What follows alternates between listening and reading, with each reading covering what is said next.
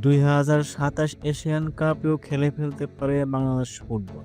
কারণ সমীকরণটা 2027 Asian cup খেলার জন্য হাতছানি দিয়ে ডাকছে আমাদের। কারণ 24 দলের এই টুর্নামেন্টে ইতিমধ্যে 18টা দল নিশ্চিত করে ফেলেছে।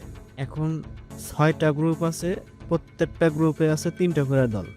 এই 6টা গ্রুপের 6টা গ্রুপ চ্যাম্পিয়ন দলগুলোই এশিয়ান কাপে অংশ নেবে। এখন ধরুন বাংলাদেশ গ্রুপের 3টি দলের সাথে হোম ও অ্যাওয়ে মিলিয়ে প্রত্যেকে 6টা করে ম্যাচ খেলবে, অর্থাৎ 3টা দলের সাথে প্রতি দলের সাথে 2টা করে ম্যাচ খেলবে, মোট 6টা ম্যাচ। এখন আমাদের গ্রুপের 4টা দলের র্যাঙ্কিং বলতেছি বাংলাদেশ সহ।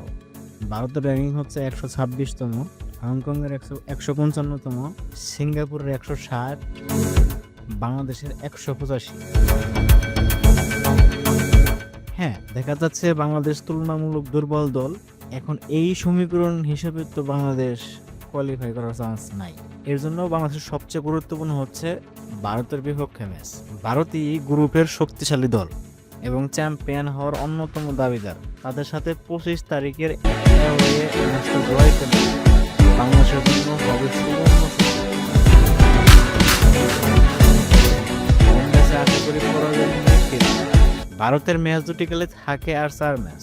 সিঙ্গাপুর ও হংকংয়ের সাথে ভালোই ফাইটিং করবে আশা করা যাচ্ছে। যদি 4টাতে 2টা যাও একটা ড্র নিয়ে ফিরতে পারি আমরা, তাহলে আমাদের পয়েন্ট গিয়ে দাঁড়াবে 9 কিংবা 10, যা মনে হয় চ্যাম্পিয়ন হতে যথেষ্ট হবে। বিষয়গুলো স্বপ্নের মতো হলেও স্বপ্ন তো দেখাই যায়, যেহেতু হামজা, জামাল ভুঁইয়া আরও অনেকেই আছেন, আবার হয়তো অনেকে আসবেন ভবিষ্যতে, তাই আমরা এমন স্বপ্ন দেখতেই পারি। আপনি কি মনে করেন? কমেন্ট বক্সে জানিয়ে দেবেন।